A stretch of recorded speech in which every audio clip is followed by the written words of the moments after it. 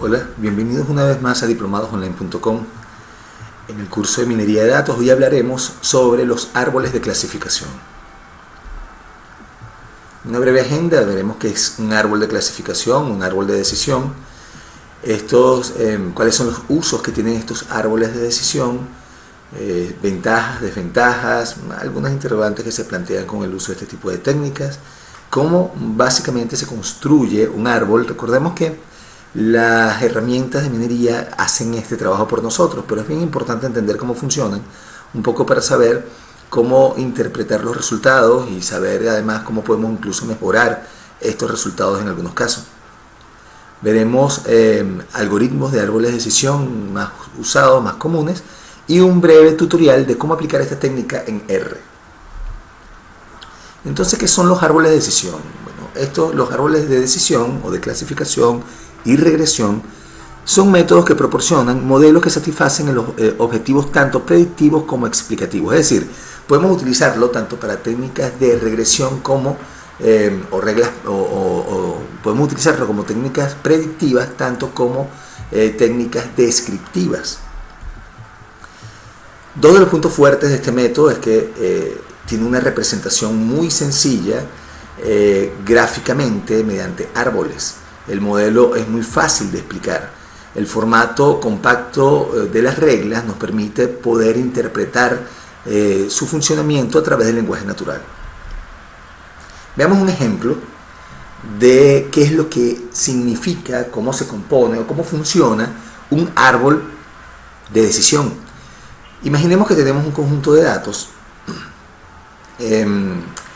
cuya variable objetivo es categórica, por tanto la técnica o el uso que se le da a las técnicas predictivas en este tipo de casos es de la clasificación. Aquí tenemos una clase, digamos, roja y una clase verde. El método de árboles de decisión identifica a través de las variables predictoras cuál es aquella que me permite discriminar mejor el resultado final. Por ejemplo, en este caso, digamos que hay una variable que se llama HM, que divide el origen del árbol, digamos su raíz, en dos conjuntos diferentes, aquellos que tienen esta variable por debajo de 0 o las que tienen por encima de 0. El valor 0 o el HM es simplemente un mero ejemplo, pero a través de la decisión de tomar un criterio que nos separe nuestra población o nuestro conjunto de datos en dos poblaciones distintas, esto se hace con el objetivo, de obtener dos conjuntos de datos en los cuales el resultado de clasificación es claramente distinto. Digamos que en este conjunto la mayoría se clasificaría como verde, mientras que en este conjunto la mayoría se clasificaría como rojo. Cuando la diferencia entre las proporciones de los resultados de la clasificación es suficientemente significativa, como por ejemplo este caso de la derecha, entonces pudiéramos decidir parar la división del árbol hasta allí. Entonces esto es lo que sería una hoja del árbol, es decir, una de las ramificaciones finales a las que llegan las diferentes decisiones que se toman a lo largo del árbol. De esta manera, cuando se cumple esta condición que tenemos acá, o la serie de condiciones que nos llevaron hasta este punto de acá, entonces podemos determinar que aquellos individuos de nuestro conjunto de datos que corresponden o que satisfacen todas esas condiciones podrían clasificarse como rojos en este caso. Entonces las hojas son las que nos permiten determinar cuál es la clasificación final que se le da a un individuo dependiendo si cumple con una serie de condiciones que permiten llegar hasta ese punto del árbol. Sin embargo, aquellos que no cumplen esta condición, sino que se van por otra rama del árbol, como por ejemplo esta, nos permiten obtener una población o un conjunto de datos en los cuales hay una diferencia entre los resultados de la clasificación, pero no es determinante. Al ocurrir esto, el árbol sigue dividiéndose a través de la misma variable posiblemente, o incluso otras variables del conjunto de datos, como por ejemplo en este caso una que llamamos PL. Para todo este conjunto de individuos, al utilizar este criterio, obtenemos un subconjunto de individuos que se comportan de esta manera y otro conjunto de individuos que se comportan de esta.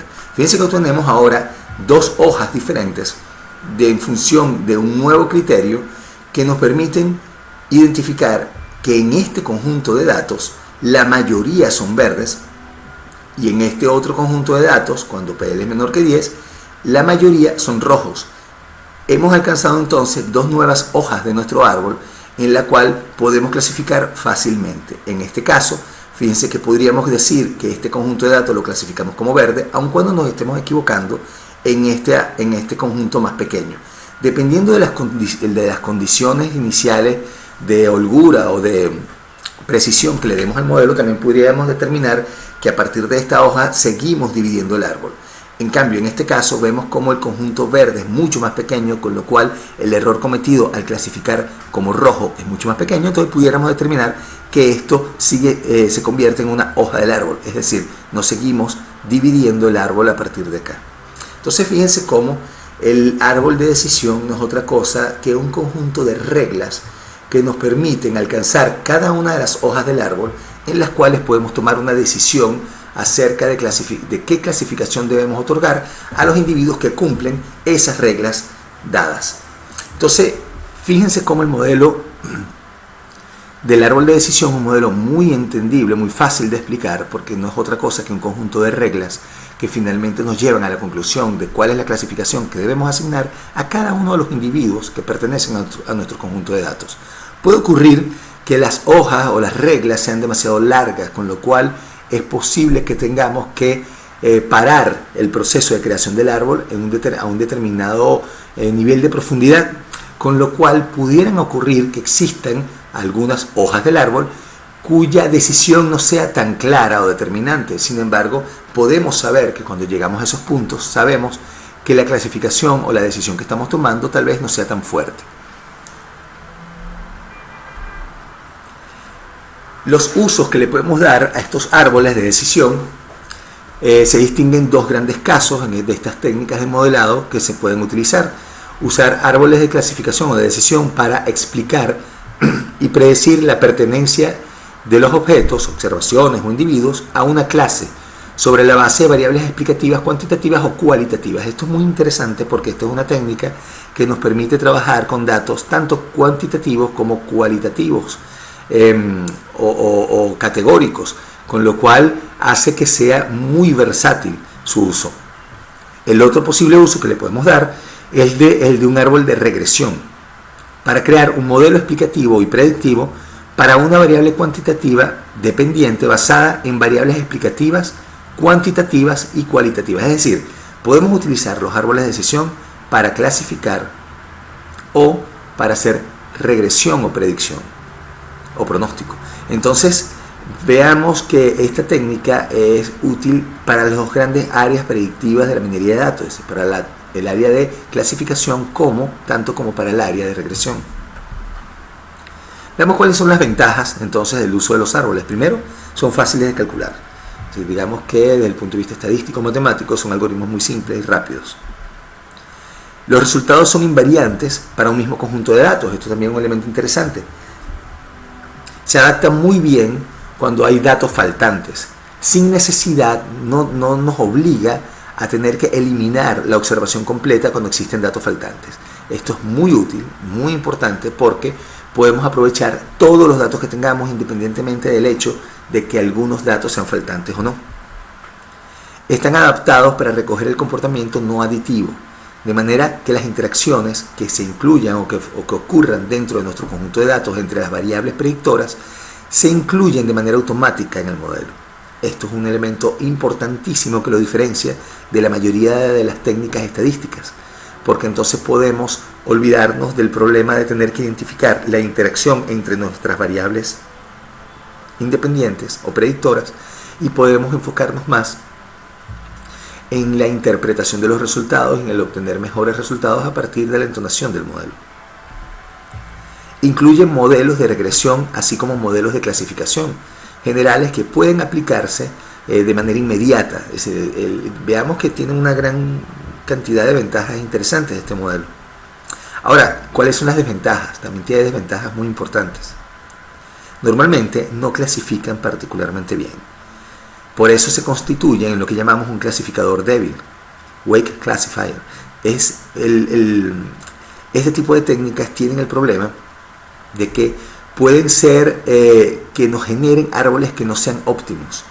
La metodología aplicada nos garantiza que la subdivisión dentro de cada rama es óptima, pero no nos garantiza que el resultado final, es decir, la decisión que podamos tomar a partir de las reglas que nos permitan llegar a cada una de las hojas del árbol, sea en definitiva la mejor manera de haber escogido todas las variables a dividir y por tanto la mejor clasificación posible.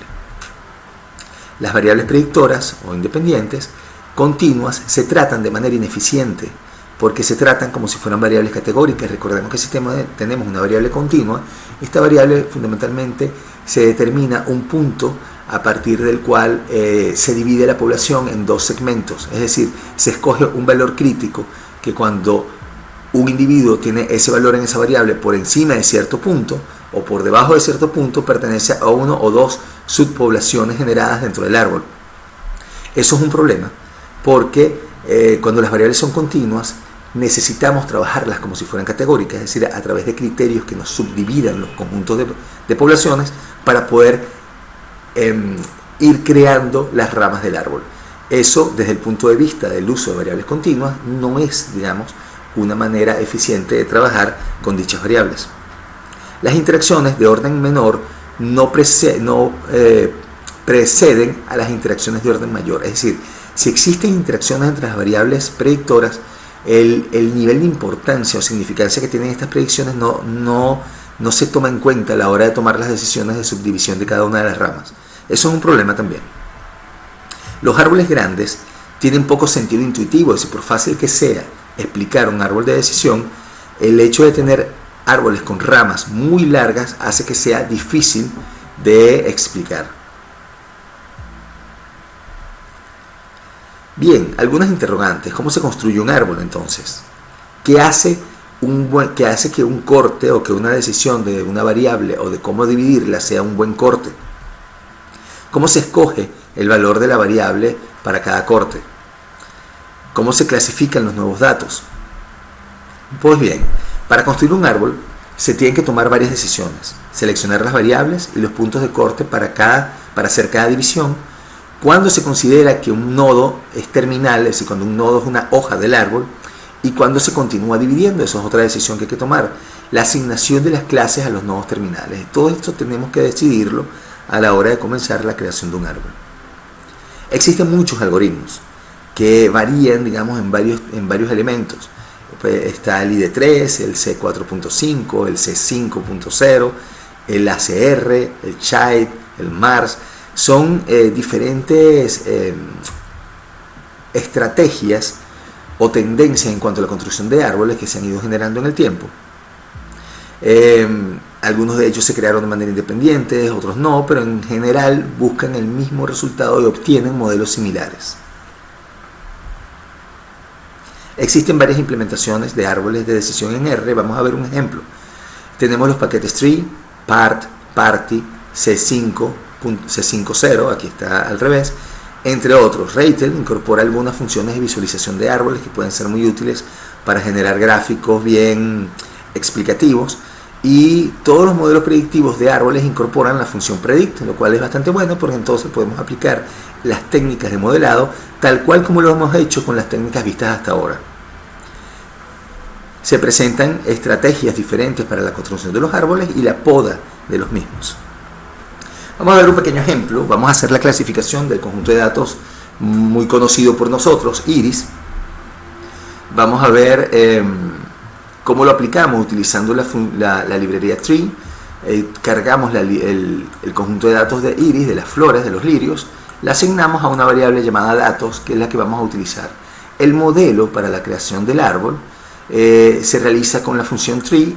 Le pasamos la fórmula. En nuestro caso, recordemos que queremos construir un modelo para clasificar la especie a la que pertenece cada una de las flores a partir de datos de entrada o variables discriminantes como el largo y el ancho de los pétalos y los sépalos de dichas flores. Y le pasamos como data la variable que acabamos de crear llamada datos. Podemos ver que en el resultado el modelo nos dice que es un árbol de clasificación, evidentemente dado que la variable objetivo es un factor o una categoría, y nos da información, digamos, general acerca de los resultados. Tenemos el número de nodos terminales 6, es decir, 6 hojas en el árbol. nos da una media y una varianza y un error de clasificación de 4 de 150, lo que corresponde a un 2.6%, lo cual es bastante bajo de hecho. Ok, y recordemos que aquí estamos aplicando el modelo, veamos a todo el conjunto de datos lo que teníamos que haber hecho, digamos, inicialmente. Recordemos que la metodología nos dice que debemos separar nuestro conjunto de datos, un conjunto de prueba y un conjunto de entrenamiento. En este caso no lo hicimos simplemente para mostrar de manera de ejemplo cómo aplicar el modelo. Cuando pedimos mostrar el modelo por la consola, nos va a mostrar todas las reglas que se aplican para cada una de las decisiones. Aquí tenemos la raíz, cuántos individuos tiene y cuál es la clasificación según las probabilidades. En este caso no hay ninguna probabilidad importante determinante porque las tres clases tienen la misma probabilidad. Ahora, si el pétalo es menor a 2.5, eso nos divide la población, nos construye una población de 50 individuos en la cual la clasificación correcta es setosa, debido a que la probabilidad de que sea setosa es 1, mientras que es 0 que sean las demás. Por lo tanto, esto es una hoja del árbol, una hoja con un nivel de certeza altísimo. Es decir, cuando el largo del pétalo es menor a 2.45, podemos clasificar al individuo como setosa con 1 de probabilidad, es decir, con 100% de certeza. Cuando por el contrario es mayor que 2.45, nos quedan 100 individuos, de los cuales 50% pueden ser versicolor y 50% virgínica, por lo tanto no podemos todavía decidir. En ese caso se toma otro criterio como este, etcétera, etcétera, etcétera. Es la manera de interpretar los resultados de las reglas seleccionadas por el árbol de clasificación. Al dibujarlo podemos hacer un plot del árbol y luego con un text escribir los valores de las variables. Vemos como la primera regla nos permite dividir la población en dos conjuntos, en la cual podemos determinar que los que entran por acá son cetosas con un 100% de certeza, mientras los que no, podemos tomar otra decisión para determinar si son de un conjunto o del otro. Fíjense cómo finalmente se construye el árbol para poder determinar cuál es la clasificación adecuada. En esta representación no se nos muestra con qué certeza estamos tomando la decisión. Por eso es que existe otra manera de visualizar mucho más ejemplificante o mucho más clara de visualizar los árboles. Tenemos la librería RPart, que nos permite hacer la clasificación a través del algoritmo PART, y podemos utilizar algunas herramientas de visualización que están presentes en el paquete Reitel. Fíjense cómo podemos hacer lo siguiente. Vamos a tomar como ejemplo el conjunto de datos que representan clientes que están solicitando créditos en un banco. Eso lo tomamos de este conjunto de datos generado por un banco alemán hace algunos años en una competencia de ciencia de datos, pero que nos va a servir a nosotros para ver cómo podemos aplicar un árbol de clasificación en este tipo de problemas. Recordemos, la información de los clientes que solicitan créditos en el banco es muy variada, en algunos datos son discretos, otros son continuos. Vamos a leer nuestros datos y guardarlos en un data frame llamado datos.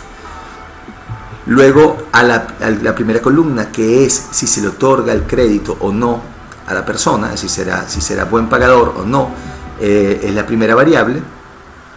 Y luego seleccionamos el 75% de los datos, que son 1000 registros, para el entrenamiento y el resto para el aprendizaje. Por tanto, todos aquellos índices que pertenezcan a la muestra que acabamos de generar de manera aleatoria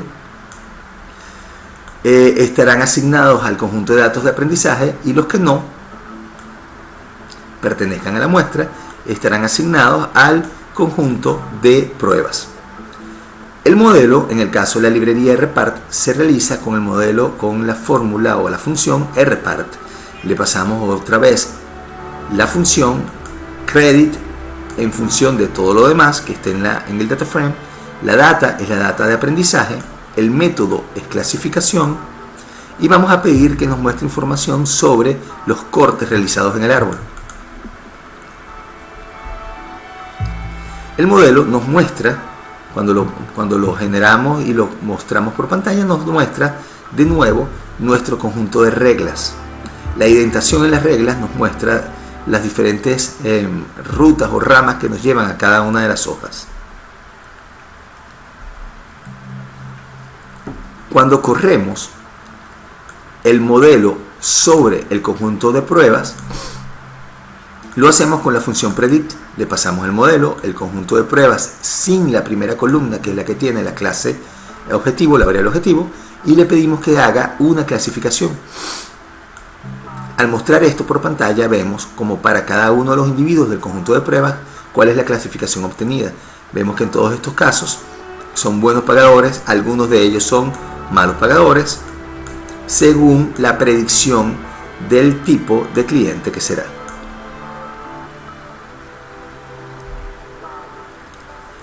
Para poder evaluar, digamos, el resultado de nuestro modelo, vamos a aplicar la matriz de confusión. Recordemos que esto lo hacemos con la función table. Le pasamos la clase real, es decir, si fueron buenos pagadores o no, y la predicción de nuestro modelo. Al hacer eso, podemos observar el resultado de la matriz de confusión acá. Recordemos que las filas responden a las clases reales, mientras que las columnas responden a las clases predichas. De manera que tenemos de los malos pagadores 30 que fueron correctamente identificados y 41 que no. De los buenos pagadores tenemos 161 correctamente identificados y 18 que no. Este es el resultado del modelo predictivo. Veamos que para los malos pagadores no obtuvimos una identificación de la mayoría de ellos, pero bueno, es un resultado de nuestro modelo predictivo. Muy bien. Si queremos calcular la precisión, evidentemente esta es la precisión global. Estamos sumando la diagonal de la matriz entre la suma de toda la matriz. Eso nos da un 76%. Recordemos que esto no necesariamente es una buena medida, dependiendo de si los datos están correctamente balanceados o no. Probablemente en este caso no sean tan balanceados. El error, evidentemente, es el complemento de estos datos, es decir, el 23%. Usando la función fancy rpartplot sobre el modelo generado, obtenemos una gráfica que nos muestra varias cosas. Fíjense que en color azul son aquellas condiciones o ramas que nos llevan hacia decisiones de una clase, como por ejemplo buen pagador, que lo tenemos aquí arriba. Lo primero que hay dentro del recuadro es la clasificación obtenida. Los verdes corresponden a la clasificación de malos pagadores. Mientras más oscuro es el resultado de la hoja raíz, de la hoja del árbol, perdón, es más fuerte la decisión, es decir, se toma una decisión con mayor probabilidad. Lo que tenemos en la segunda fila, dentro de los recuadros corresponden a las proporciones de cada una de las clases dentro del subconjunto de datos obtenidos dentro de esta rama. Es decir, esta tiene una clasificación de mal pagador porque el 100% de ellos son malos pagadores y el 0 son buenos pagadores, pero solamente representa el 1% de la población objetivo. Entonces aquí tenemos mucha información. Lo que tenemos arriba es la clasificación, en la segunda fila las proporciones de las clases obtenidas en esta submuestra o subconjunto de los elementos de la población, y abajo un porcentaje que corresponde al tamaño de la población. Entonces veamos, en las líneas de abajo tenemos todas las hojas del árbol. Por ejemplo, aquí hemos decidido que se trata de un buen pagador porque el 86% son buenos pagadores y el 14% son malos pagadores. Y esta es una decisión tomada sobre el 45% de los datos observados. Es decir, es una decisión bastante fuerte. Esta es aún más fuerte, sin embargo, aún más fuerte porque realiza un menor error, porque decide que es buen pagador porque el 95% lo era y el 5% no, pero solamente trabajó sobre un 3% de los datos. Entonces, esa es la manera en que nosotros podemos interpretar de manera muy rápida y visual el resultado del modelo completo de reglas del árbol de decisión. Muy bien, dejémoslo entonces hasta acá la clase de hoy. Fíjense cómo esto es un modelo muy explicativo de cómo funciona o cómo se toman las decisiones. Sin embargo, como ya hemos visto, no es especialmente eficiente a la hora de obtener resoluciones óptimas. Sin embargo, ya veremos en la próxima clase cómo podemos combinar este tipo de técnicas que se consideran clasificadores débiles mediante la ejecución consecutiva de muchos árboles. Podemos obtener un resultado mucho más preciso que si nos dé resultados mucho más veraces o creíbles, y que además toma, digamos, lo mejor de los árboles de decisión, pero fortaleciendo el resultado final, obteniendo resultados mucho mejores. Entonces veamos que esto es una técnica que, por débil que podamos decir que es, puede convertirse en una herramienta realmente útil, además del hecho de que es muy fácil de interpretar y de explicar. Muchísimas gracias, espero que haya sido de utilidad la clase. Nos vemos a la próxima.